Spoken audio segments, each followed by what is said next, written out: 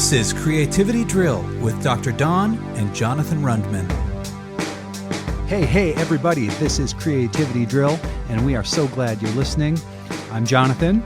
My co-host is my wife, Dawn, and our guest today is Dan Maurer, who is an author and a very, let's just say he's got a very dramatic story, and he will let us in on the action today as you listen. Stuff like this is fun. I enjoy doing it. It is fun. Yeah, I've been looking forward to this a long time. One of the reasons that we wanted to do this is that Dawn and I wanted to have an activity that we can do together as a couple. Oh, good. Because we do a ton of things separately in our work. Yeah. But we really like to work together, and we almost never do. Yeah. So we thought if we do the podcast, it can be something we're doing together as a project, as a duo project, which is cool. Yeah. And then too, we get a chance to sit down with people who are cool and interesting and creative. Yeah. And creativity is the overarching focus of what our podcast is going to be about. Is that is this going to be a blog that you keep, or is it an iTunes podcast? Yeah, it'll be up on iTunes. It'll just be. I don't think it's going to have a print aspect. Yes. I mean, it'll exist. It'll exist on my webpage. I would suggest, you probably already know this, but you can get even a little closer. Are you recording now? Yeah, everything's recorded. Okay, all right. Yep, we're on. I would suggest as you look at YouTube too. Posting the episodes on YouTube. Actually, yeah, and the reason why is if you have one that goes viral or something happens to it, instead of that happening beforehand and then patching into it. The thing with YouTube is if you already have that up there, you can get any sponsors that you want to have and just plug that in there. It's the thing about Facebook. I like Facebook a lot because it's a good venue to reach out and connect with people, but it's a money pit. You pay to have people listen to your content, whereas on YouTube, they pay you if they listen to your content. Yeah. I mean, you got to get massive amounts. Sure, but you could post ads, or you can can monetize your... Yeah, what's also really great about it, the links that you have on there, those links, a lot of times a lot more accessible than Apple iTunes. Okay. So you can go directly with that. Yeah. So, just so I know you're recording right now, but what is this like rated PG or NC-17? I think it can be rated R. Okay, all right. I don't think we're not going to have. Oh, it's not like that. Every other word's going to be an F. Right? You're not going to get. No, that. I think it's fine. I think we should. We haven't talked about that, but I mean, we want honest conversation. Yeah. Okay, we'll have an honest conversation. Yeah. So when you came in, you were going to show us a new book. Yeah. Let's start with the new one. We'll work our way in reverse. Okay, that sounds really good. Yeah. I just got this in the mail today. This is our second book. I say our because it was co-written. R.K. Klein is one of the authors, and actually it's his story. It's his memoir. We had a contribution by Rick Curtis and Dr. Anthony Marcus. The title of the book is Far Away, A Suburban Boy's Story as a Victim of Sex Trafficking. It's a groundbreaking resource in that it's the first of its kind that tells human trafficking from a boy's perspective.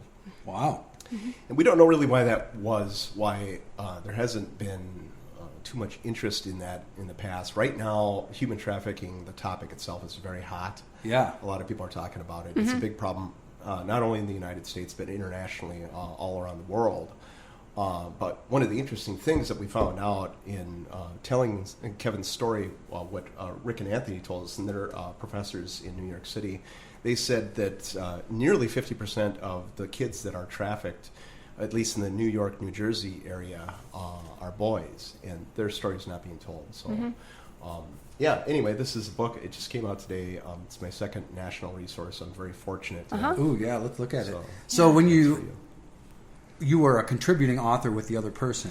Yeah, and, I wrote it. We converted Kevin's R.K. Klein, his story. We converted his journals that he had and through conversations, recordings to prose, narrative prose. So that's a totally different way to write a book than obviously the graphic novel. Yeah, it is. We'll get into how the graphic novel is produced. That's really fun to produce. Yeah. This is a little bit more work. But is this the same publisher that did the graphic novel? No, graphic novels through Hazelden Publishing, and this is through Two Harbors Press, which is a Minnesota company. Yeah. Wow. That's so cool. So What- when you say it just came out, does that mean you just got the box in the mail, or it I hit just the got the box in the retail? mail. Oh, so it's not out to retail yet. No, you are actually the first people to ever get this book. So. Wow. Oh, Lucky that's you. great. I think you Thank really you. like the story. It's one of the things that I've done creating my brand, Dan the Story Man, is shaping my nonfiction and freelance writing brand as transformative stories. Actually, it works very well with my curriculum writing that I do, not only through Spark House, but a recent job that I've got through Amicus Publishing, which is a 6-book deal in producing kids' science books. And Nice. Teaching is all about transformation. That's one of the nice things about at least the topic of transformation, is that it can apply to a lot of different things. Yeah. This is a very transformative story. This is a very transformative story. Yeah. And we've gotten a lot of good feedback with this so far. So. What were the beginnings of this? Like, how did this turn from an idea of someone saying, Yeah. "Hey, Kevin, you should do this," to, here's Dan to write with, to here's this publisher? Like, what was that journey like? It's fascinating, especially nowadays, in the world of social media and the way that we make connections. I have to rewind a little bit back. How I got to know you is through Rebecca Ninke. Uh-huh. And Rebecca Ninke, the only reason I got reconnected with her is through an outreach, a connection that I had through Kevin. Kevin, I went to seminary with 4 years ago. He said, "Dan, I have something to tell you. You're never going to think of me in the same way." And dismiss any thoughts that he was a CIA spy or secretly chopped up people and put them in his closet. I said, "Okay, well, what is it?" And actually, it didn't change my view of him, but he told me of the story when he was 14 years old in 1975, St. Louis, where he was a park hustler taken in by an older man and basically pimped out. The real hook to the story, because it's already a visceral, pretty raw story, as this is too, but the hook to it is the two friends that he had, Stevie and Squirrel, who were killed that very same summer. One was beat up so bad by a St. Louis City cop that his eye closed shut and he ran across the road and was hit by an oncoming van. And the other kid died of alcohol poisoning and probably exposure on the street. So that was the hook to the story. Now, the connection that I have with you that I made is I got connected with you through Rebecca Ninke. Yes. We then, she had done editing work before and done a lot of writing. And I was a new writer professionally.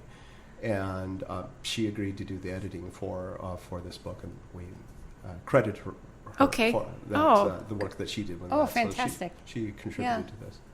What has that been like for you, moving into the role of saying, I mean, now you can say I'm a published author, but I find a lot of times people have a hard time claiming that as a noun that belongs to them. I am a writer, I am an author. That's that people are so hesitant to take that step and claim that as a part of their vocation identity. Yeah. I think probably in the same way that they're to claim that they're a full-time musician, Yeah. mostly because Yeah. for most people it's very difficult to make a living at it. Yeah. Do you think that's all though, or do you think there's what other kind of barriers? Do Well, you I think there's a lot of are people there? that want to be a writer. I mean, you look at self-publishing nowadays, how it's exploded. A lot of people want to have a book for themselves, but to actually make a living doing it, I think is something different than saying that you do this professionally. Yeah. Is different than just doing it as a hobby. I went into this because it's been a long-term dream of mine to do something like this. In fact, when I was still a pastor, I tried it out while I was still drinking, and obviously that didn't work. I did write a whole novel, and it's on my hard drive, but it'll never see the light of day. Yeah. But that's okay. I mean, that's the tuition that you pay, is that time, that education in making mistakes. And, really, when I look at other writers, and I look at myself 3 years ago, and I look at myself 10 years ago, and I look at the work that other people do, I go, oh, my gosh, I didn't know anything. I was an idiot. Why did I even say that? Yeah. And no, I try to at least work with my humility a little bit nowadays and say, yeah, well, you have still a ways to go too. And we're always, creative types are always improving. Yeah. And you're never really there, as you know too, Don, Yeah. and Yeah. you probably do too, Jonathan. Well, one of the things, as we've talked about interacting with our guests on the podcast here, given my experience and background in developmental psychology, one of the questions I'm really interested to ask people, creative people who are here with us, is tell us about Teenage Dan. Oh, Teenage Dan. And it's maybe especially thinking about Teenage Dan and this identity as writer that you now claim. I think we have to do that alongside at least the way that I'm wired, and that will lead into talking about the book, too, about who I am as a recovering alcoholic and addict, too. I really didn't start drinking until I was 16 years old. And the way that it worked was a house a lot like this, and it was 11 o'clock at night, and I just decided one night that I wanted to see what it felt like to get drunk. So I went up in my mom's cupboard, probably the top shelf, and said, well, what should I get? Well, let's get brandy. To this day, I can't even smell brandy without wanting to throw up, because that's what it was like. It was like, glug, glug, glug. You don't know what you're doing. You just pour up the glass and then throw in some ice and try to chug it down. And obviously, the next morning then I threw up lots, and it was miserable, and I had a hangover. And I said, oh, well, that's what it's like. Now, most normal people go, oh, well, I won't do that again. Or if I'm going to do that, but they wouldn't have done it that way to begin with anyway. My brain, and this is one of the things I like to teach people when I educate people about what addiction is. An addictive personality, an addictive brain says, wow, that was interesting, and it could be really fun. Let's try it again. So 1 week later, I did try it again. And then my mom finally found out that I was sneaking her booze and had to sneak around with doing that. Now, and that's going back to talk about why I did that in the first place. I think addicts and alcoholics, a lot of them that I know, are incredibly creative, intelligent, and actually, I just recently read an article that if statistically, if you're above the norm for intelligence, that your chances that you have an addictive personality are actually greater than if you're below the norm. Yeah. Which is really kind of interesting. What does that say about a person? And also, you add to that, a kid when he was 15, 16 years old was about 110, 115 pounds, kind of a wimp, was growing up in suburban Minneapolis in a large suburb. At the time, Anoka High School was the largest in the state. A class, that is a class, not the school itself, a class of 1,200. Oh. Yeah, and then, this is the setting that I was at. Well, I also had I guess, ability or opportunity. We had a German exchange student stay with us when I was 16. When I turned 17, the opportunity came up with her family. She invited me to stay in Germany. So I went to live in Germany for a year and 4 months in 1988 to 1990, at the time of the fall of the Berlin Wall.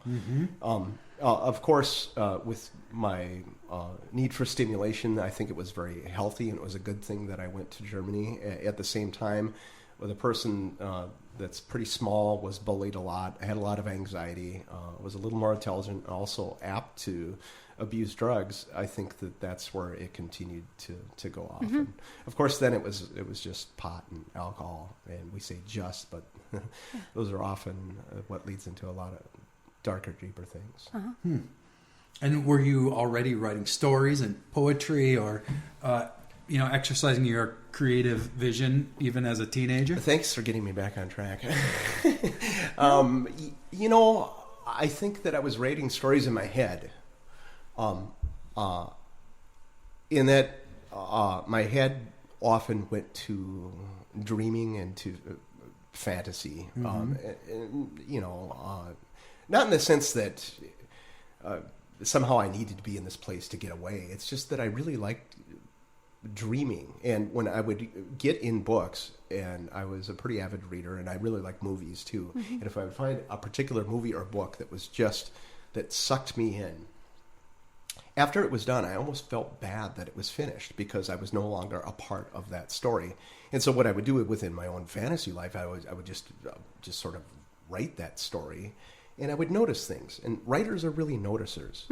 That's in all creative types, really. What we do is we notice the details, notice the things that make a difference, and we highlight those things, and we say, this is what's going to pull a person's emotional heartstrings. So you were even motivated by thinking ahead about the emotional impact. Yeah, I think so. More not of at that time, somehow doing that for other people. And as far as writing at the time, mostly what I wrote was poetry, and I've gone back and dug some up, and it mostly sucks. But what's interesting is that there's at least a kernel, a seed of wanting to be able to express the ineffable, and that's the choice of really any creative artist, whether it's through visual painting or writing or music.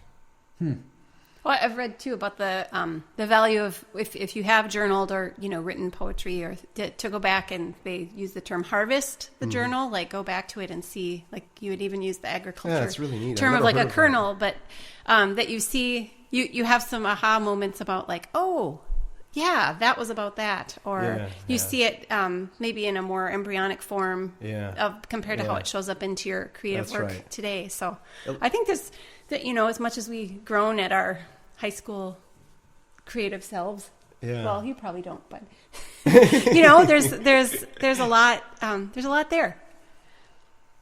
So I would imagine for people even looking at the title above the main title here on your new book, when they see a suburban boy's story as a victim of sex trafficking, that might be so overwhelming that they think, oh, I can't, it's too much. Like I already know this story is going to be so painful or difficult to read, or, for some people saying like, well, that can't possibly happen here in our community.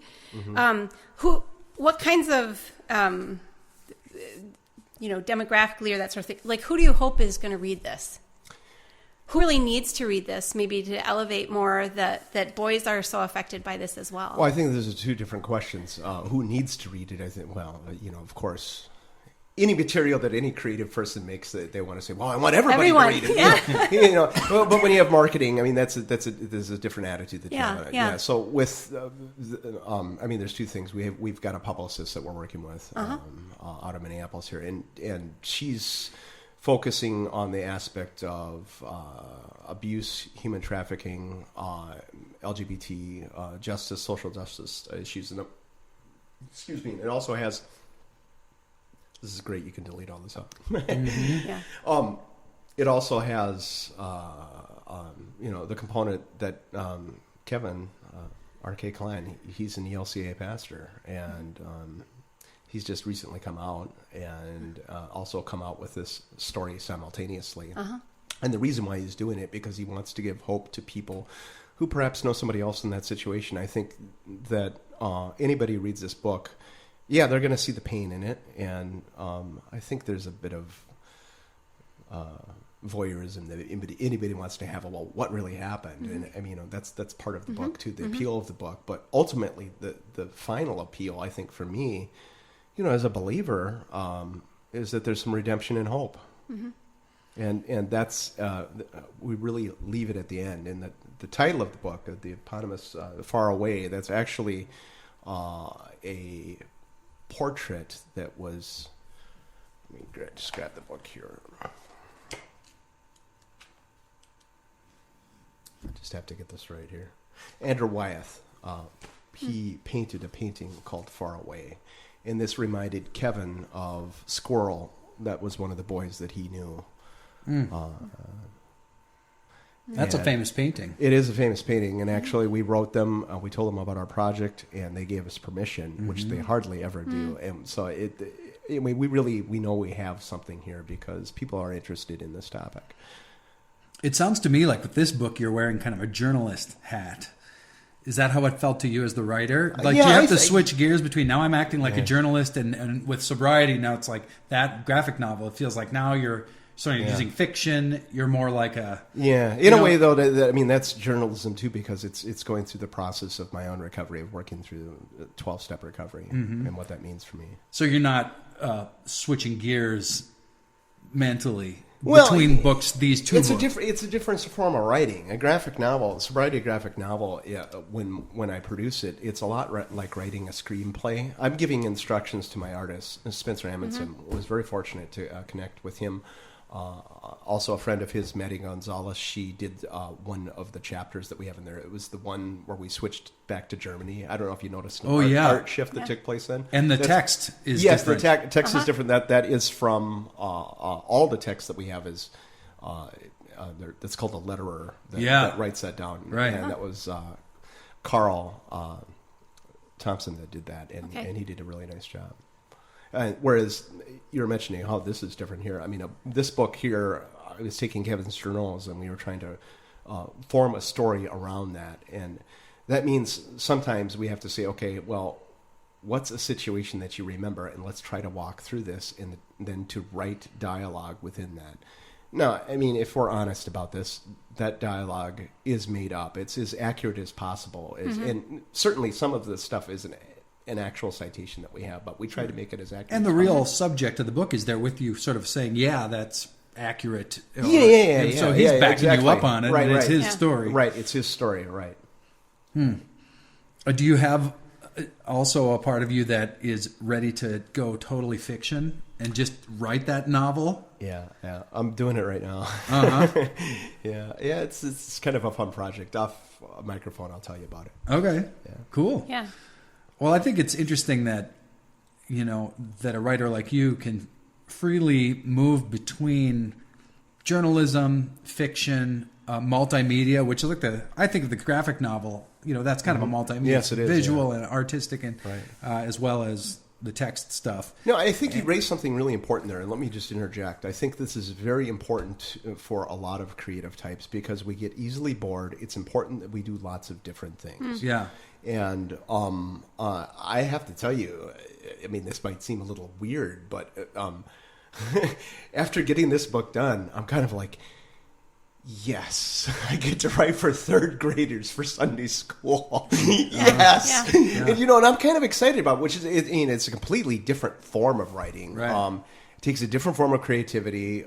It has a lot more constraints and rules, but it's enjoyable. It's like a different project, and I think that for a lot of people, whether or not you're Joe Rowling or Stephen King or you're a guitarist for the Eagles, I think that what's important is looking at a large eclectic base to say, all right, this is what I want to produce, this is what I want to enjoy, and I find, at least with me, the difference that I find in my job now versus being a pastor is I have a lot of outlets to do lots of different things.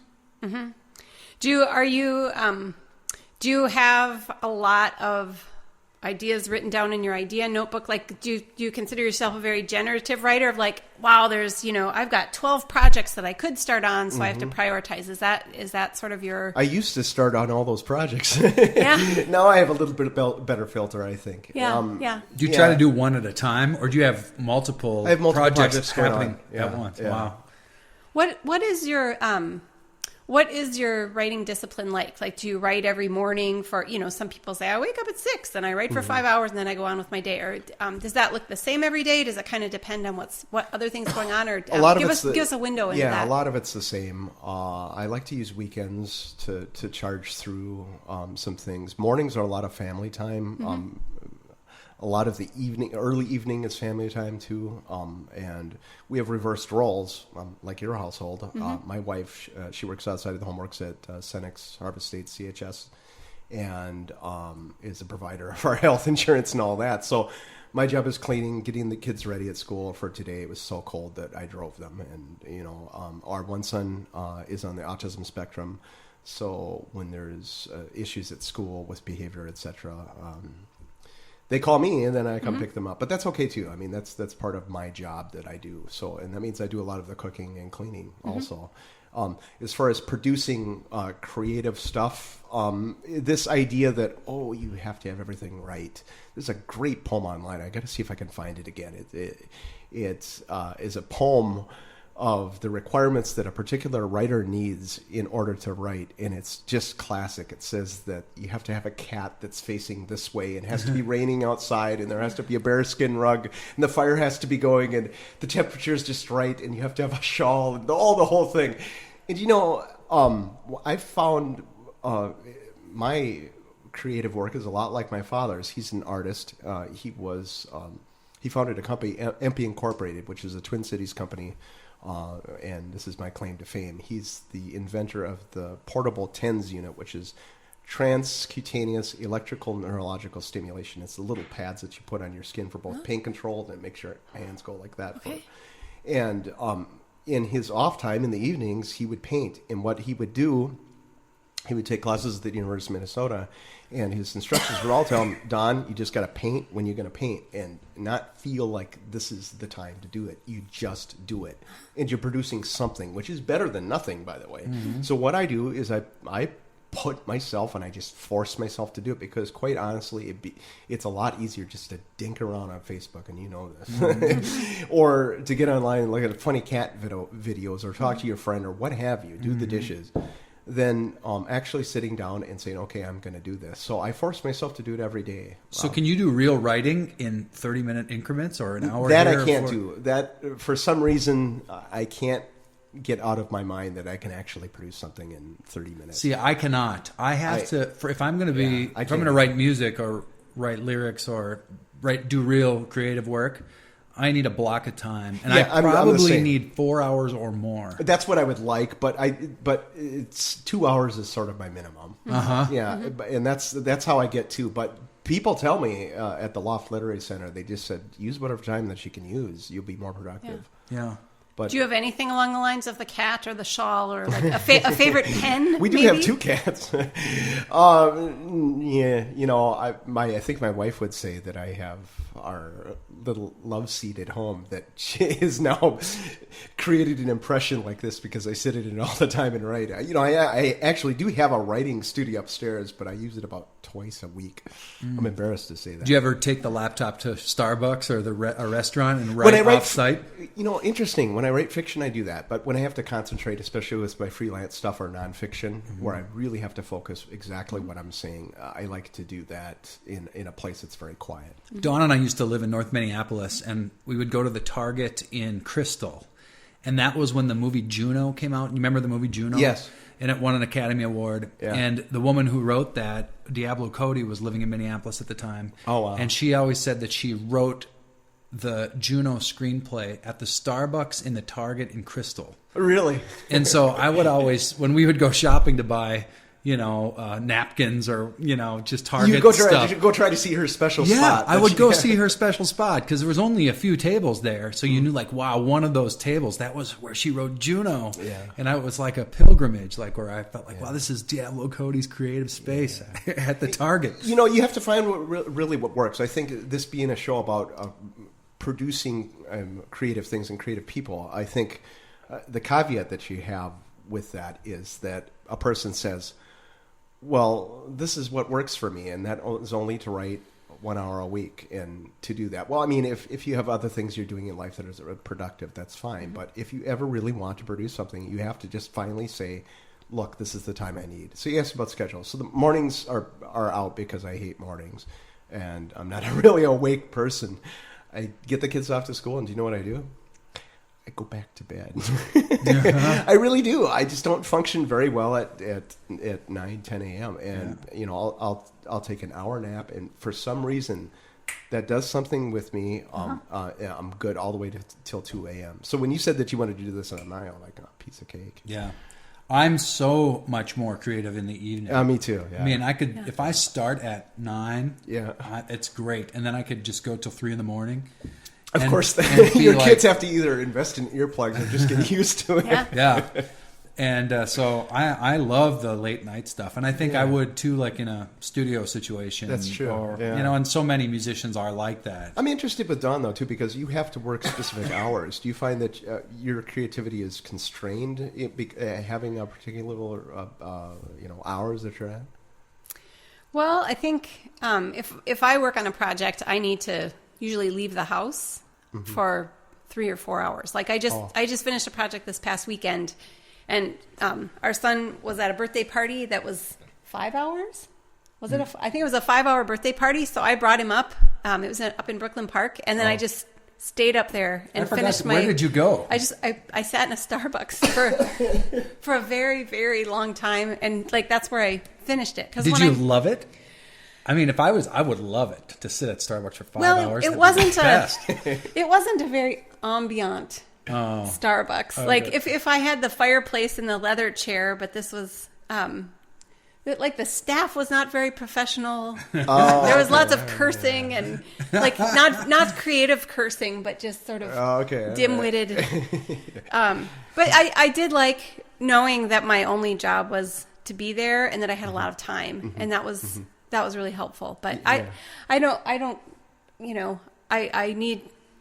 people, when you say, oh, I wish I could have more time, it's like, no, you need to be deliberate in saying, I'm going to prioritize having more time to do these creative things. Yeah. So that's hard to do when you have another person who's also doing that, and that's part of their more vocational landscape. Right, so right, understanding. But I mean, I completely agree with you. You have to make time. And you say, well, okay, this is what I'm going to do. And it's not always fun, I mean, to be honest, editing that book there for the 16th time, completely changing entire chapters. I learned a lot by doing that, but I mean, that's not enjoyable going back and doing that. But then once you get it done, I mean, there's really a sense of achievement. Mm-hmm. Yeah. For me, when I'm in a creative mode, I have to give myself permission to go there and then stay there for a long period of time. Like, for example, writing a new album, for example, like, I would just say, all right, it's creative time, it's songwriting time for the next 6 months.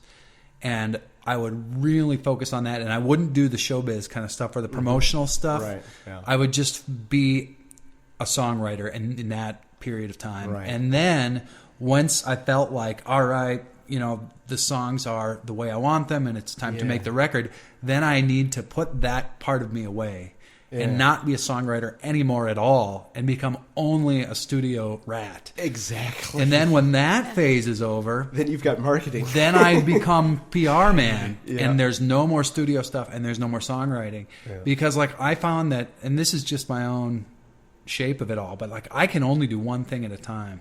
And I've gotta, and so if you were to look at it like waveforms, I mean, my wave cycle is really long. It's like a 2-year cycle because it takes so long, and the actual songwriting itself is only a fourth of the giant 2-year. Yeah, I wonder how many creative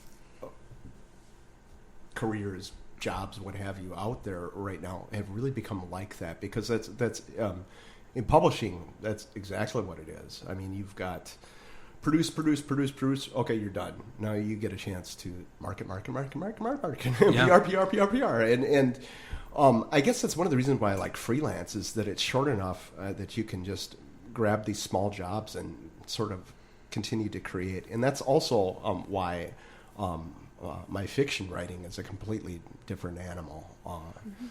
And are you obligated as the writer who's working with a publishing company to do the hustle when these books are out? Yes, absolutely. And what does that look like? Do you have to? Well, are you on a book tour? Books. Are you? Yeah. Well, yeah, right. Because there's Sobriety graphic novel through Hazelden. One of the interesting things I discovered through Jody Kay, who is the director of marketing at Hazelden Publishing, is she told me this, and this fascinated me. She said, Dan, actually the majority of the writers that we have for Hazelden Publishing that are publishing recovery materials aren't in themselves in recovery. Not to say that they're addicts going out and buying cocaine. It's that they're non-addicted people. They just have a connection with this. Yeah. So she said the advantage that you have is that you have the opportunity to actually speak with people who will be using your book and making a difference in their lives. Yeah. So with that, I mean, it's a lot of stuff. I've done some radio interviews, podcasts. I do a lot of self-promotion. I do stuff like Google AdWords. You're good online too. Your Facebook presence is active, and you're kind of out there hustling it, but not in an annoying way. But I think in an appropriate way. Like, wow, this guy's he's productive and he's excited about his work, and it's kind of infectious and it's interesting, and and that's what I try to do in social media too. I think so. Yeah, I want to be. Because I believe in the work, absolutely. I really believe in it. This whole topic could be a different show in its own right, but let me just say one thing: for social media to work, you have to do the one thing that it requires, and that's you have to be social, and that means you have to care about other people. Because if you just always go on, buy my book, will you come buy my book? And people they're not interested in that. That means they want you have to be interested in their life. And ironically, I mean, with a lot of my creative life, not only in freelance, but also with Kevin's book Far Away and Sobriety graphic novel, all of those things demand at least that I be interactive with other people and ultimately care with them. That's pretty easy for me to do because guess what? I was a pastor for 11 years, and that's all I did at that point was really direct myself outwards. Let's talk a little bit about. Is it okay if we shift gears a little bit? And let's talk about how this came to be. And it's the interaction that you have between you is good. You both have things to contribute, and well, it's funny. We're kind of nerds about it. I mean, this is what we would be talking about anyway. Well, without you here, like if we were out for dinner, this is exactly what we would be talking about anyway. Wear headphones and actually do something. Are you recording yet? Yeah, we're back on. Okay, all right. Just we'll keep it rolling. Okay, good stuff. So, and I'm glad you said that because I feel like we've mentioned Sobriety, a graphic novel, several times up to this point, but we haven't sort of fully immersed ourselves in this project, which is. It was interesting. Our son, who's in 5th grade, he's been very interested and just kind of looking at this and like, what's that about? Who wrote that? Because he's someone who loves comic books. He loves comic books. He's very comfortable with the format, the panels, the thought bubbles. Right when I came in, Don, he was showing me his comic book that he have. It's something that's exciting. Actually, graphic novels and comics are very hot right now. This has never been done before. I think in order to talk about how this came to be, we need to have this be a continuation of my story, not as an exercise in self-aggrandizement, but more as a lead-in to say at least how I got to this place. Let's see. After I went to Germany as an exchange student in high school, I came back and I finished high school. Ironically, Minnesota didn't count all the German credits, even though I was learning them in German. And they have a better high school system. And you have a German last name, so were you? Maurer, gute deutsche Name. So were you? Did that resonate with you? Like, did you feel like you were plugging into your heritage a little bit? Oh, maybe. I have to tell you, I have a last name of Maurer living in St. Paul. It's even cooler that my brother's name is Joe Maurer. He's not the best Joe Maurer though. But after I came back from Germany, it was good spending time there. Did it influence your Lutheran identity at all to be in? I wasn't Lutheran. I grew up Methodist. Oh, okay. Yeah. My wife converted me. Okay. I went to Concordia College in Moorhead. Oh, yeah. And I got the magic ring. You got the ring. Wonder powers activated. And I was a go-getter, really intellectual person. Was in economics. German, which was easy, by the way. Economics, German, and mathematics. I was a triple major, and didn't know if I was going to go into business or what have you. But the last year I was there, really had kind of an amazing experience. That was a spiritual experience, and I just had the feeling that what I really wanted to do is be a pastor. And the first thing that Carol, my then fiance, asked me is, she's like, well, what denomination? I mean, is it Methodist or, you've got some Catholic friends over there. For a while, we went to the Church of the Nazarene. I said, no, ELC Lutheran, progressive, intellectual. She's like, well, all right, just kind of hold back. Maybe you should go live the real life. So from there, I got married right after I graduated from Concordia. My wife had graduated the year before. And I moved to eastern Montana, of all places, Sidney, Montana. That's where she was from. That's where she grew up. She had a job there working for a community college. She was the director for their adjunct office that they had in Sidney. And I got a job at a bank because I guess people with economic majors that end up in a small town, they just say, okay, well, we'll put you in a bank. So I worked in new accounts, deposits, and also with the computers at the bank. And I was there for a little over a year and a half, almost 2 years. And but that whole time was saying, but I had the dream of going back to seminary. We looked at different seminaries. I was really excited. The Germans have a great word for this. It's begeistert. It's just, I was really enthusiastic about going and becoming a pastor. Went through the approval process, through the synod. Obviously, we belonged to a ELCA church there in Sydney, and I had a lot of support. And my wife supported me too. And then we decided, well, okay, we're going to do this thing. Went to Wartburg in Dubuque, Iowa.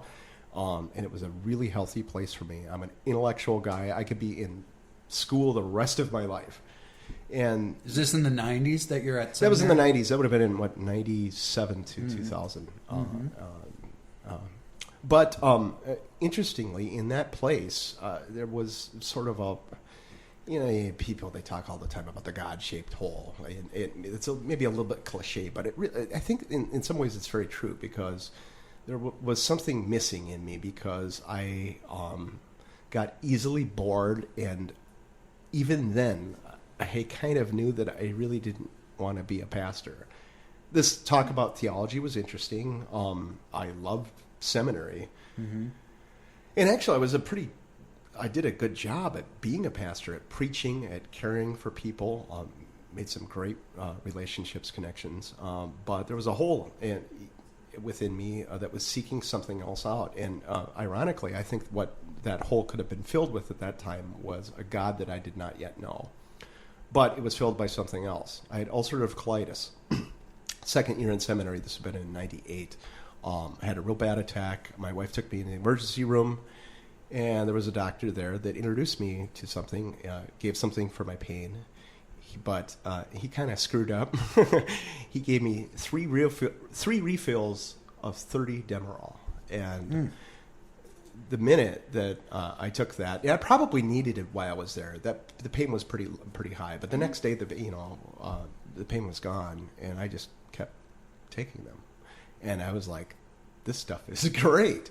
And again, having an addictive mind not only gears you towards not heeding the dangers of addiction, but that you're somebody special and different, and that whatever your ego says and what makes you feel good is what you need. And if this works for you, all those other people out there, they're just weak, but I can do this. And the amazing thing is, for a while, it works. Even after those three refills were gone, I continued to dream. And actually, brain science, neurology has shown today that there is a chemical change that takes place when you're exposed to opiates, especially high-dose opiates, over a certain period of time. And there's no doubt at that point that my brain was changing. And to this day, when I think back of that, regardless of that everything that's happened, I only think of good things.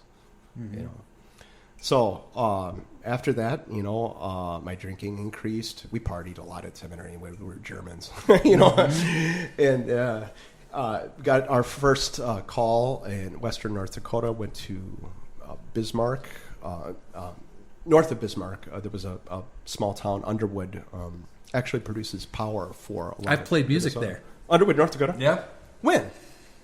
When I was traveling in the late 80s, early 90s. Oh, that is so cool. I played every little town in North Dakota.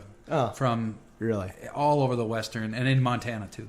You are just such a rock star. I tell you what, right now, I am so glad I'm here because of that. But we were really happy to be there. Both Carol and I. It was exciting. It was fun. It was a 2-point parish. Big sky country? Almost. You got to go a little bit further west. Yeah. You know what they always say is that, Fargo, North Dakota, it's really still just in Minnesota. Yeah. But West Fargo, they think they're almost in Montana. But you really got to get into Montana to get into big sky country. But we were happy there, but I had this thing that I did, and that meant that I would drink during the day. I would get my work done, and the afternoon I'd start early, and I would just drink, and then it would be done. And I tried to cover it up more and more. My wife would come home, she'd smell it, and she'd complain or be concerned about it, and I'd eat pickles because you could eat pickles and then it would kind of cover up the smell, or so I thought. And then it just began to sort of unravel, and things went off the rails. Alcohol became an enemy. I started to have withdrawals. Really affected my colitis, my stomach. I got pancreatitis. Yeah, I mean, I was drinking pretty much straight vodka nearly every day, and that doesn't really do wonders for your stomach or the rest of your bowels. And pancreatitis itself could kill you, right? I mean, that's pretty... It's extremely painful. It's horrible. Oh, yeah. Didn't Kurt Cobain have pancreatitis? I don't know. I'm not sure. Yeah, he had some sort of something like that. Colitis, yeah. All the things that at least you see in movies, these people that drink hard, they don't have any of those problems, and that's the big lie that they say.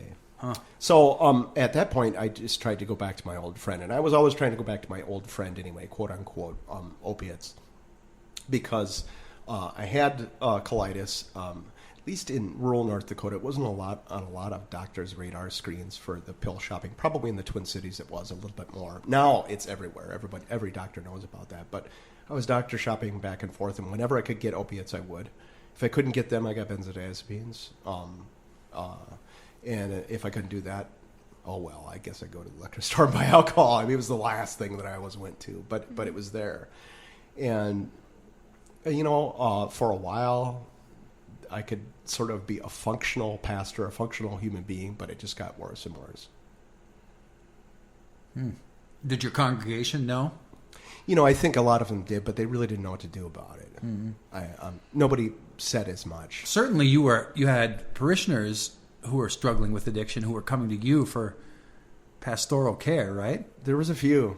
Yeah. And you were referring them to recovery things, I would imagine. Yeah, to AA. So you must have known the lingo a little bit, or known the groups and the people who were kind of organizing the stuff. It got to the point. It was almost to the same realization that Stephen King had.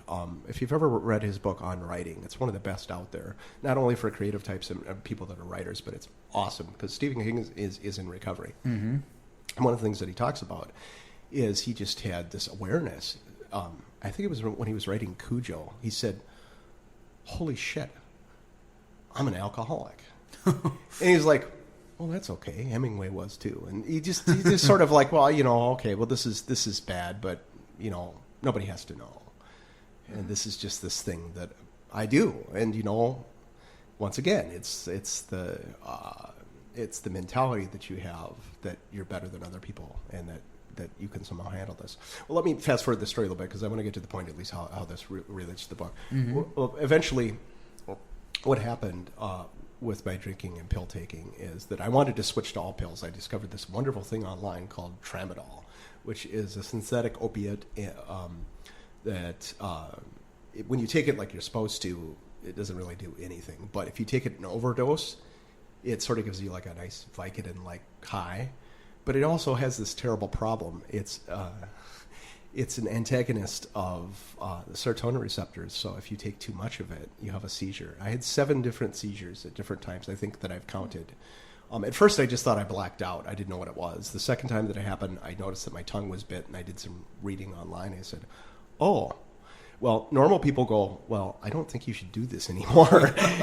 Not normal people say, well, I'll just be more careful. And eventually, and this is the thing that I regret the most, my kids ended up seeing me have a seizure, and I think of them as young children to see their father doing this. How horrifying. And I look back on my life now, and I look back at that, and I say, how could you continue to do that? Well, the reason why I would continue to do that, because I like to get high, and I like to have this be a part of my life. And God dang it, I've screwed it up to this point, but if I can just fix it and hide it a little bit better, it will go away. The problem is it never goes away. Yeah. Yeah. And so I went to treatment once. The first time, and by this time I went to Williston. I got a call at First Lutheran Church in Williston. And the first place I went to treatment was Mayo Clinic. And I went to Mayo Clinic because I didn't want anybody to know I was going there for treatment. They would think, oh, he's got colitis or he has cancer. Oh, poor Pastor Dan. Whatever. I wouldn't have to say anything. I'm just going to Mayo Clinic. Well, what about? Well, it's just health-related things. And was there for, I think, a week and a half, and I decided, well, this is bullshit, and I just left. And my family and everybody was like, we don't know what to do with you, but I guess we're still here. And my wife, growing up in an alcoholic family, was wonderfully codependent. I picked out the right person with that, and she was in a lot of pain too. The second time I went to treatment, it was in Williston. I really wanted it that second time. And actually, the one who encouraged me to go was this guy here, Kevin Klein. He just said, Dan, sometimes you have to do things that you don't want to do. And this is hard, but you're going to get through this and you'll make it work. And so I really wanted it this the second time. But it lasted about a month and a half. I decided that AA meetings were a cult and I didn't want anything to do with them, and that I would just do it on my own. Well, that worked for about a month and a half because I didn't have a spiritual center. I didn't have a sponsor. I wasn't working the steps. Yeah. And I started drinking again. Well, that last time that everything happened, which was now going to be 4.5 years ago, what happened is I had drank alcohol. I completely just... Every doctor wouldn't give me opiates. So at this point, I had to go to psychologists to get benzodiazepines, and they work on anxiety. But when you drink them concomitantly with alcohol, what happens is it works on a system in your brain called GABA, which is also partially makes your short-term memory, so you realize what happens. And it's what happens when you black out. Now, I'm not talking about passing out. I'm talking about blacking out. That means that the CPU in my brain is... Yeah. So you're still walking and talking and yes, but I don't remember any of it. You don't remember what happened. Yeah. It's called anterograde amnesia, and it's really horrifying if you've ever experienced it. You became quite an armchair chemist. Yeah. I've looked at a little bit. Yeah, that's the thing too. Is we always have to know everything, and there's this wonderful site on the internet where you can look all this stuff up. Oh, man. Yeah. Well, but also when you're blacked out, you get these brilliant ideas that you're going to do because of course, you're pretty chilled out on chill pills and alcohol, so nothing's going to happen. So I got the bright idea, well, I'll just walk into other people's homes out in the country. They won't know that I'm out there. And all these ranchers and farmers, they all had painkillers, and they take 2 and then they leave the rest in their bathroom. Oh. And so I would go out searching for them, and eventually got under the radar of the Williston Sheriff's Department, and they arrested me for felony trespass. And did those ranchers know you because you're like the local... clergy? I think some did. Yeah, and that's what I was always searching for out there. And I really don't recall a lot of it. Wow, amazing. Yeah. So it was pretty horrifying when I got arrested because, of course, then they take everything away, and I was withdrawing in jail in Williston, North Dakota, when the oil boom was just hitting, and it wasn't fun at all. But now I look back on this now, and I really believe that part of my higher power, God, functions through, and this is my belief as a Lutheran Christian too, is that incarnational theology believes that God works within people, within situations. That doesn't mean that God caused that. No, Dan caused this. But God worked within that situation. I believe that part of my higher power is the Williams County Sheriff's Department and also the prosecutors. And the judge finally said, either you're going to get treatment or you're going to go to jail for 3 years. So it's your choice. So I went to Hazelden, and I thought, well, I'm going to be here a month. That's usually what happens. And they said, no, you're going to be here 3 months. Wow. Did you know about Hazelden? It's such a famous place, and did you know its reputation for being sort of a I suppose, big but name? Obviously at that point, my research wasn't involved in treatment centers. My research was involved in trying to get high. Yeah, exactly. So when I got there, then I was in the Jellinek unit, which is their in kind of their intensive care, and many of the guys that end up going to that, because it's men that go to this one particular unit, fairly significant percentage end up dead because they relapse afterwards. They're pretty hardcore cases. And then after that, I moved to St. Paul and lived in a sober house. And the sober community in St. Paul, Minneapolis, I don't know if you know this, is per capita, sober houses, people living in sobriety, AA meetings, and the people that actively intend and do that per capita is larger than any place in the world. Wow. Yeah, a lot of people don't know that, and a lot of that is because of Hazelden and the retreat. We've got a lot of treatment centers there, land of 10,000 treatment centers, and So what happened then? At that point, I wasn't a pastor anymore. Surprise, surprise. And I said, well, what are you going to do? And I tried to do things differently. Instead of saying what I wanted to do, I was going to listen to what my sponsor said. My sponsor said, Dan, what you need to do right now is you've got an ego that's huge, and you need to work in a menial job. Whether or not you get paid, you need to be doing something. So I worked at 10,000 Villages packing boxes in the back at Victoria Crossing in St. Paul, Minnesota. And from there, I had the idea of then creating a graphic novel, and it came to me, believe it or not, in a dream. My dad had given me a book New York Times bestseller. It's a graphic novel called Logic Comics. Believe it or not, it is Bertrand Russell's attempt to prove the foundations of mathematics. You think of something more boring, but it was great because not only did it tell about the philosophy and the logic that was all happening around at the turn of the century. It was very alive time for a lot of philosophers. But it talked about Bertrand Russell's love life and created a neat story around that.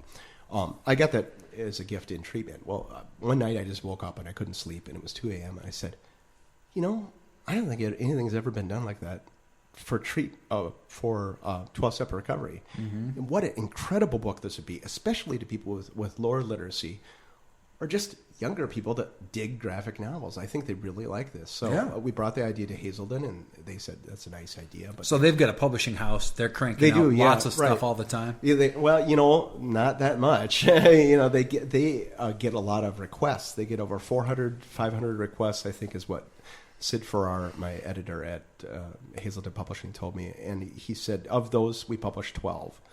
Of those 12, 8 are already pre-published with us, and we know what they're going to do. So this is the stuff that I had going up against it. I brought the idea to them. They said, yeah, okay, that's nice. You've been in recovery for 7 months now. Let's see what you could do. So I just got connected with Spencer, who's an artist. We started producing some stuff. We brought it to them, and this time they were kind of interested and said, we've been wanting to do this for a while. Let's take a look at this. So Hazelden Publishing took it. They crunched it through the numbers, and they said, no, we can't make it work. The sales aren't big enough. So some bean counter below said they couldn't do that. And I said, I know this book is going to work. And he says, yeah, I know too, but we got to make the case. So we produced a little bit more, and then we finally came with them, worked with them a little bit, and then. So it's like you made a demo, basically. Yeah, and and Spencer's drawing, are any of those demo pages or whatever in the real book? In the demo page, yeah, some of them, because some of the stuff that we had produced in the beginning, we had did that. And the way that we shaped the story, the book itself, Sobriety graphic novel, is we have a meta layer that is me and Spencer, and we introduce the topics, and we also can break the fourth wall and talk to the reader and say, this is what we're talking about, and this is why we do this. Mm-hmm. And then the rest of the book itself are these 5 addicts, alcoholics, with all of their stories that you discover. These are fictitious people? These are fictitious, yes. Yeah. But they're composites of people you met at Hazelden, maybe, or people from your life? Or they could be. Things about them are true, even if they're not about one person. Yeah. Yeah. Did you make choices about them based on ethnic diversity? And because you've got the guy from Africa, and you've got a Hispanic character, and you've got women and men, and young and old. Yeah. At that point, when we first started producing this, I knew that we wanted to have other characters, but the only character whose story we had written was Larry's, and I was very insistent about getting him in there. He's the old timer of the group, and he's sort of he's working the book, right? He's working the book, He's the traditional alcoholic, and the reason why we had to have him in there is because many, especially youth and young adults, as they go out into the rooms, that is in AA, NA, other 12-step recovery groups. These are the people that they meet, people of different generations. What I tried to show is that the human condition, regardless of when you were born, is ultimately the same. And addicts and alcoholics, we have the same types of brains, meaning that we're geared to be intelligent, creative, high anxiety people that have a genetic component to go towards alcohol and drugs. Mm-hmm. I felt like the panels where you were sort of describing why this is a disease, and then one of the characters says, "No, a disease is something like cancer or something," and the way that that didn't shut up the other character. It was like, "Well, no, let me help you. Let me describe this in a different way." And I had never heard it framed that way before, and I would think that would be really helpful for people who are trying to explain to others how it is a disease and how it is, it's like a different type of illness, and there was much throughout it that I thought was just so great and so helpful, but really, and that's one of the things that I found resonated with the book itself is that people who don't have any understanding of recovery, I think when they pick this up, they're going to be really pleasantly surprised. Not only is the story enjoyable, well, I hope you enjoyed the story, but it really educates you a lot. And so this book is not only for addicts and alcoholics who are trying to understand recovery, it's also for family and friends who want to understand what this is about. Sure. Yeah. And actually, I don't use the term in my own personal life disease because it's a trigger word. People instantly think, well, no, that's not right. Cancer is a disease. No, there's a reason why, as far as for insurance reasons and all sorts of medically why they use the term disease. But what I use is induced mental illness. And I think that's actually... Is that a term you developed? That is what I developed. That is a copyrighted Dan thing. As far as I know, nobody else has ever used that. And I think it works, though, because it's a mental illness, much like depression or schizophrenia, but it's induced by a genetic component that we have that makes us geared to using drugs and alcohol in an abusive way. I think that's helpful. The switch, the switch is flipped. That vulnerability is so much greater in some people. And that I think so. Yeah. Can I ask a couple questions about the story and the characters? Sure. Yeah. Let's talk about the process of creativity with this too. Yeah. My kind of favorite moment in the book that I didn't see coming or that I thought was really interesting, and I wondered what was your motivation for putting it in there? There's kind of a plot twist. And I don't want to give it away for those of you, many listeners who are going to go on Amazon and buy Sobriety, the graphic novel. But there's a plot twist kind of about the machine gun and the cops and stuff. Okay. And because I was getting quite caught up in that storyline. Yeah. And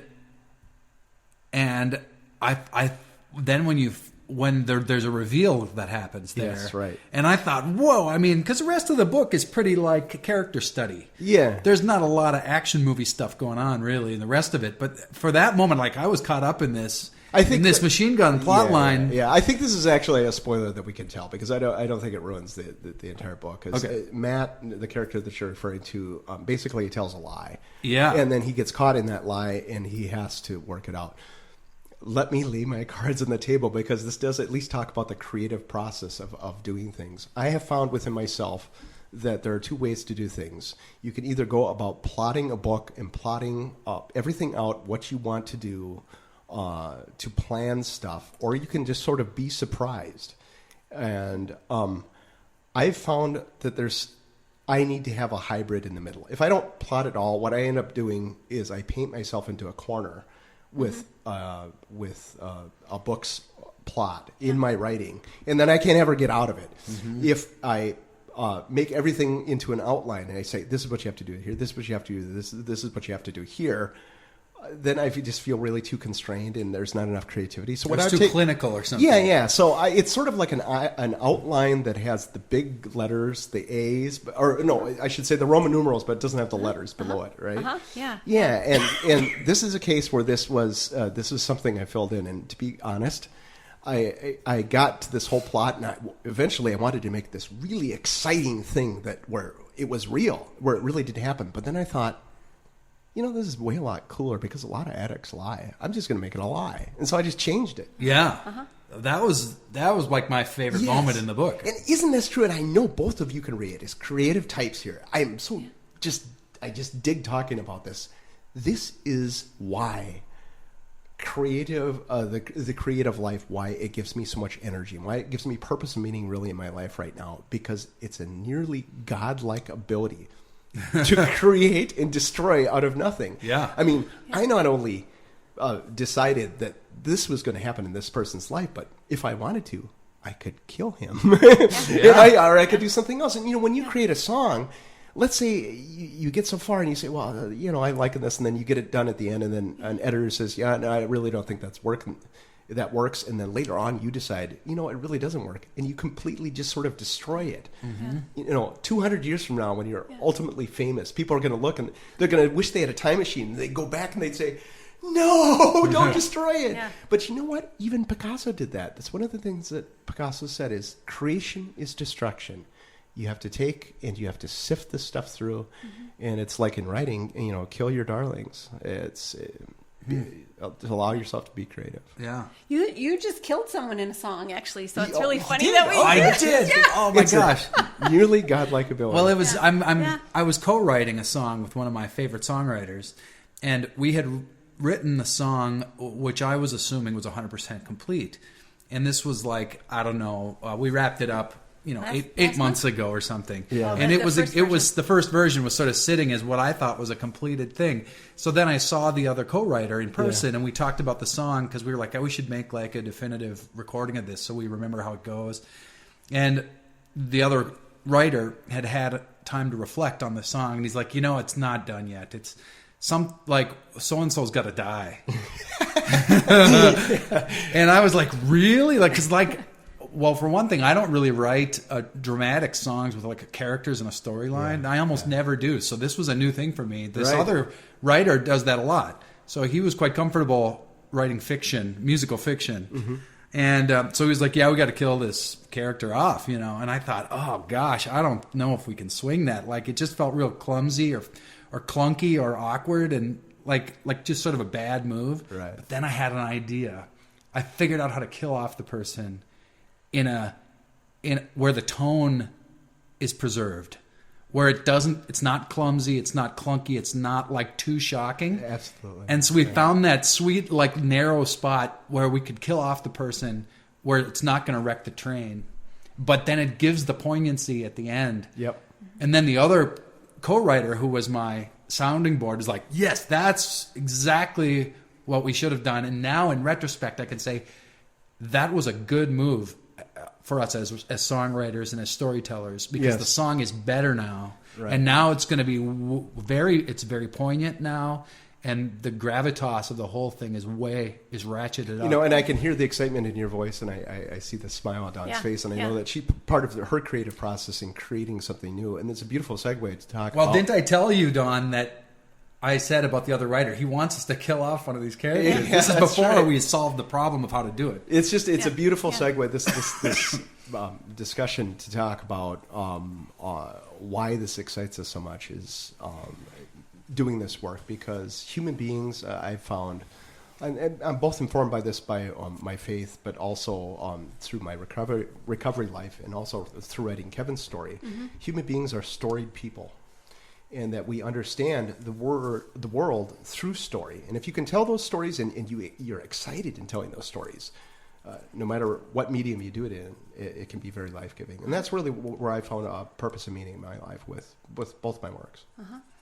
I want to ask one more thing about, since I'm talking about co-writing music, I want to talk about you and Spencer here. Yeah, I was interested too in just what your process was, like what was the back and forth, or sketch sheets or storyboards. Right. And then I need to know who came up with the idea to go to the moon. The moon, that was another good moment. I thought, they're on the moon. Yeah,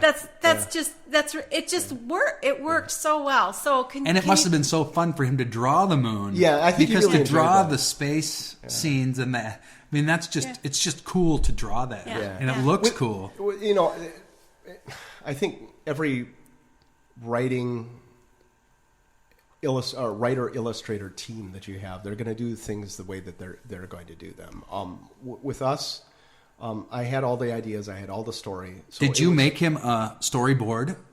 Yes. Okay. Yes, and the scripts, the way a graphic novel script looks like a movie transcript or a storyboard, what you'd have, and so I would give the text that we'd have. I'd say whether or not it's caption or it's speech, who's talking, what's doing what, who's standing where, what's happening. Sometimes it didn't matter. I just said, put the people out in the courtyard and they're talking, and then he would just draw it. But other times I'd be very specific, and in so far as I would want one particular way that I would see it happen. So, for example, there's a spot in there where with Debbie's story where her sponsor, the woman, comes into the hospital, and there's sort of like a shadow above her. And there's one particular spot in Bill W., the movie, where he has that moment of clarity. And the filmmaker did such a nice job in that. I just went online I took a screenshot and I said, kind of make it like this. Like a homage to that. Yeah, part of the film. yeah. And in fact, some of my other freelance work, I do that too. I'll say, this is what I like. Not in plagiarizing or copying it, but imitating a similar feel that you have for there, which is okay. Well, as somebody who has read comic books in my own life, Yeah. like things that I really like are, for those of you listening here without looking, you know how there are 6 panels on a comic book page. Right. And so here's an example of the character's thought bubbles. The thought or the speech bubbles continue throughout the frame and sometimes fill up the entire frame. Right. And it's not even necessary to put the drawing of the person in the frame. That's right, Because yeah. the conversation fills the frame with text and bubbles, and I think that's really refreshing. And then there's this one here where the artist, or maybe you or the two of you, decided let's remove frames altogether and have an open field with that was random Spencer's images. choice. That's That cool was his too. choice to And do I just that. feel like as the reader, it's just cool to have. It's fun. There's one page in there where Larry is in Vietnam, and there's a picture of a helmet. And Spencer just decided to put the text right in the helmet. He said, yeah, isn't this a cool idea? So it was really neat collaborating with him. I had very little problems, really, with his creativity. And he's a great artist. And then when I finally worked with Maddie on the shift that took place there, we needed a different artist that would do stylistically different so that people would just know that there was a change in time that took place. Yeah. So the style that we had her copy in that part of the graphic novel, and at this point, for our listeners, it's back in Nazi Germany. We took, can you guess what comic that's from? I don't know. Archie and the Gang. Oh my gosh! Yeah, Yeah. I'm looking at Yeah. listeners. I'm looking at the actual page. Yeah. So that's what we tried to copy, was 1940s, 1950s. So it felt like it was a difference. We paid a lot of attention to detail on it. Yeah. There's one other moment in the book with you and Spencer that I really thought was cool, and it's really a small moment. I can't even quite find it. Just now. tell me what it is. It's the moment where you're talking with Spencer, and he's spinning on an office chair, Oh, yeah. Okay. and then you grab his shoulder as if to say, Knock it "Hey, off." stop spinning in the chair." And I thought, that's a detail that certainly didn't need to be there. But one of you had to decide, let's make one of us spinning in a chair. How do you make a decision for such a small moment that most people Right. won't even see? Those details like that are very important in comics. Because graphic novels are so hot right now, one of the problems that we have is that writers who are very good writers are now producing graphic novels, but they don't know how to write comics. The problem with that is they will write script where a caption says, and now Mr. Jones gets into his car and he drives to work. And they'll show a picture of Mr. Jones getting in his car driving to work. Right. Well, we don't need the picture to tell us that because we have the text. And if you have the text there, then you don't need the picture. Right. And so one of the things that I like to do is to put little sideline plots that happen within there. And there's another case in there in the very beginning of the book when I'm introducing what it's like to be an addict, where these birds are fighting and then they fall in love. That's like a little side plot that happens, and it keeps the readers interested because you're not only reading the text, but you're making a connection with the action that you see happening on screen. And you don't need to say, and now the birds are fighting, and now they're in love, because you can see that. Mm-hmm. Picture speaks without words. Well, I remember you had that image at the kickoff that we had a year and a half ago. I remember you showing you had that, and you were saying, "I'm working on this project for Hazelden, and here's something." And so I did, but it was like, there's birds. This is going to be great. So it was really fun to see that in here and know just how many iterations of everything had been happening, and to see something so early in the work, and then to see the published piece was really great. Yeah, it's good. What's your hopes for these books now that they're getting out into the world? Do you want to take it on the road? Do you want to do a book tour? Do you want to do lectures? Do you want to do workshops? I mean, what if you could write your own schedule in support of this work? What would it look like? Well, funny you should ask. Hey, actually, I'm writing my own schedule. I've worked with a writing coach, Rochelle Melander, and she's helped me focus on what my brand is, because she says if you're going to be doing something, you need to have a brand. And so my brand is Dan the Storyman, which I keep a blog and a website, www.danthestoryman.com. And Twitter feed. And Twitter feed and Facebook and all of that. And with that, then that brand is Transformative Stories. And so the things that I do are different. With the Hazelden book, the primary market that we have for sales with this book is with youth and young adults, those with lower literacy, law-oriented clients within treatment settings. That's going to be my main clientele. Mm-hmm. I do have a consumer market with that also, and I think it's a great book for that. But that's what we do. That means that I do a lot of speaking and teaching, both with my own recovery story, which is kind of cool on its own.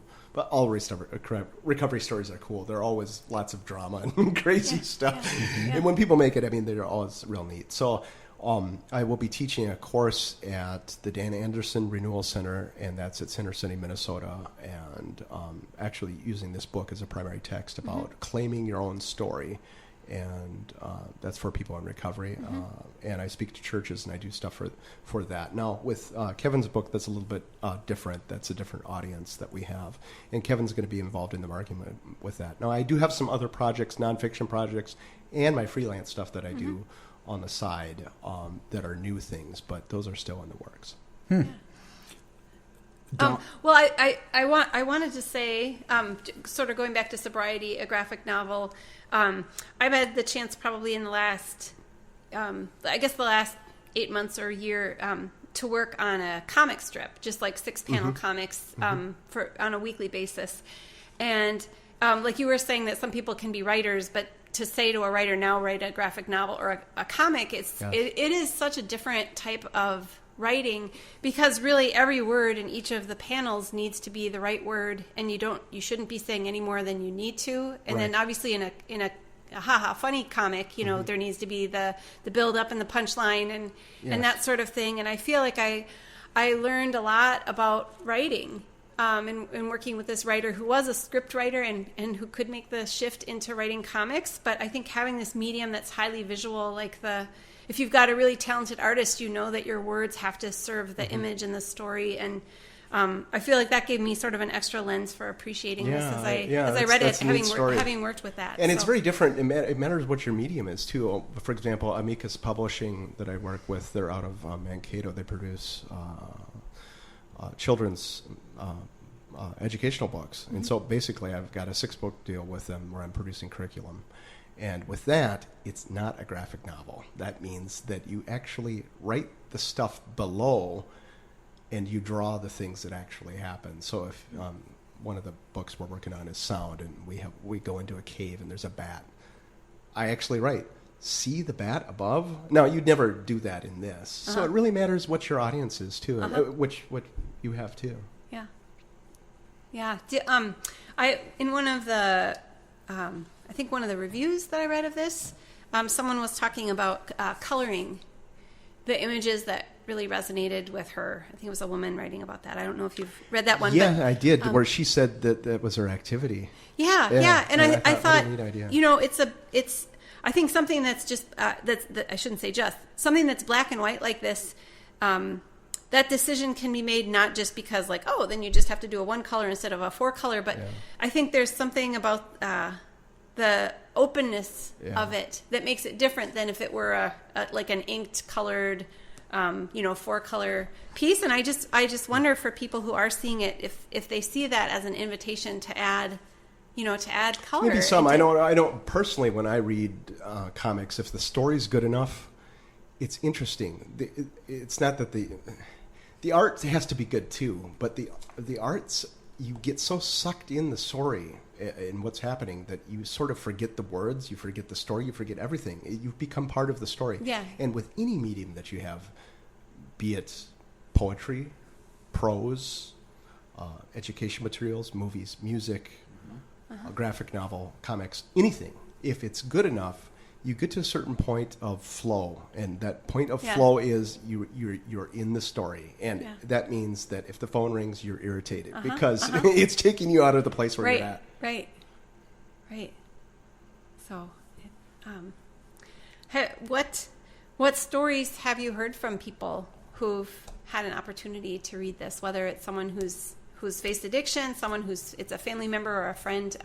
what story, without disclosing. No, sure. Would you anything, mean but feedback or just stories? What stories have come from this? the biggest thing, the biggest surprise that I got, because at least I didn't really write this for non-addicts.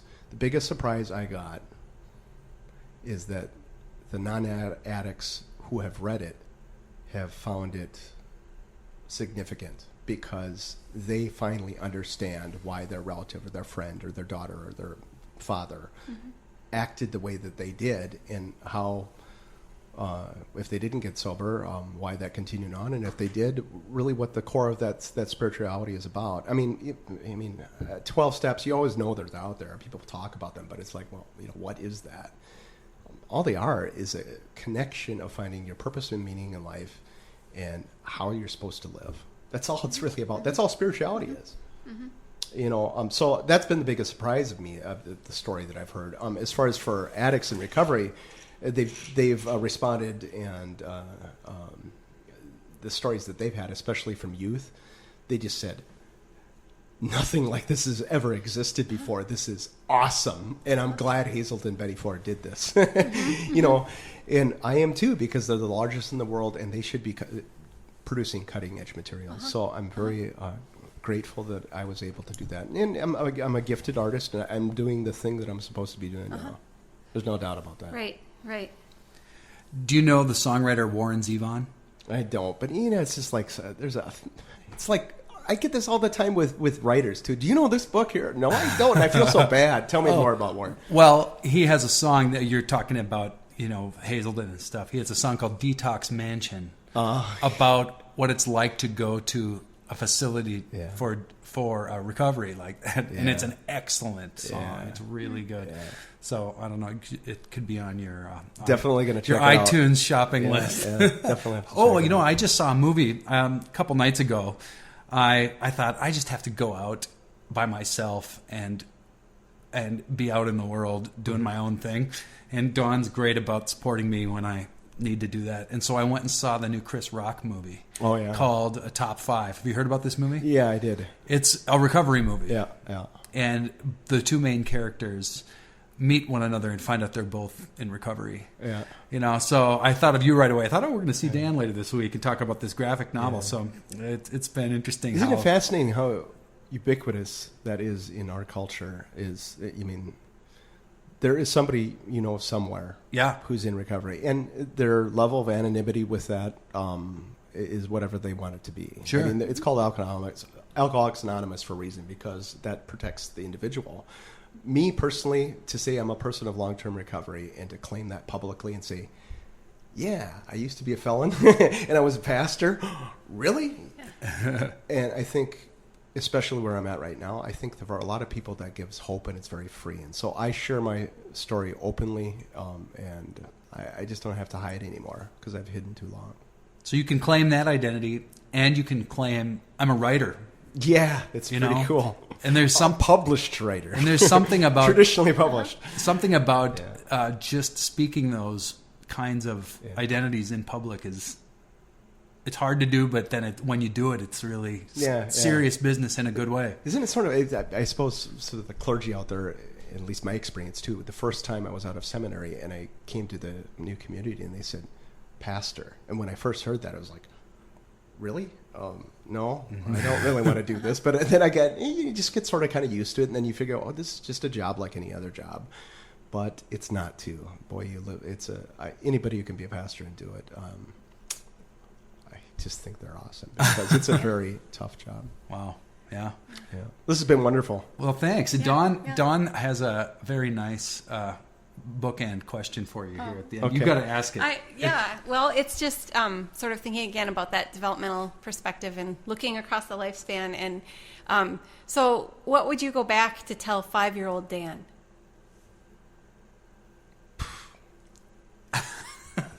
This is great that we can edit this out, because it'll just sound like, oh, wow, he got that question right away. And just give me a couple hours to think Or we about can this. insert it after a 20-second pause. Yeah, that's right, exactly. You got to put in some bells and whistles or something, like a car crash. You know what? I think of podcasts like this as like I'm trying to determine what the liturgical flow of the podcast is going to be. Because the more we... The Anglican thump. The Anglican thump. Yeah, right. It's the Anglican thump. And you know, one of the goals we set for 2015 is like, could we record 20 podcasts in the coming calendar year? So of course, the more we do it, we're going to find like, oh, this is an angle we want to do. Yeah. Like, and a thing that I'd like to start putting in once we go public with these is like listener questions. Yeah, like have people tweet in stuff. I think so. But what I like about it's sort of like the benediction of the podcast is Dawn's question about your 5-year-old self. Like, so what would you say? So it's not a huge pressure thing. It doesn't doesn't have to be an earth shattering. I really don't know what. I mean, I don't know what I would say. You know, you get all the trite things. Will follow your dreams. Well, I mean, it's just. I would probably tell him, it's okay to daydream. Just keep doing that. Which would be more encouragement, more than I didn't do enough of that because I did a lot of it. Yeah. But later on, I kind of, in high school and college, you kind of understand that if you do that constantly, you don't produce anything, and then, that's not very good. But that's okay. I think it's okay to really have a very lively fantasy life, and to embrace stories because stories have so much power. We're storied people. Excellent. Thanks, Dan. Thanks a lot. Bye. It's good to be here. Creativity.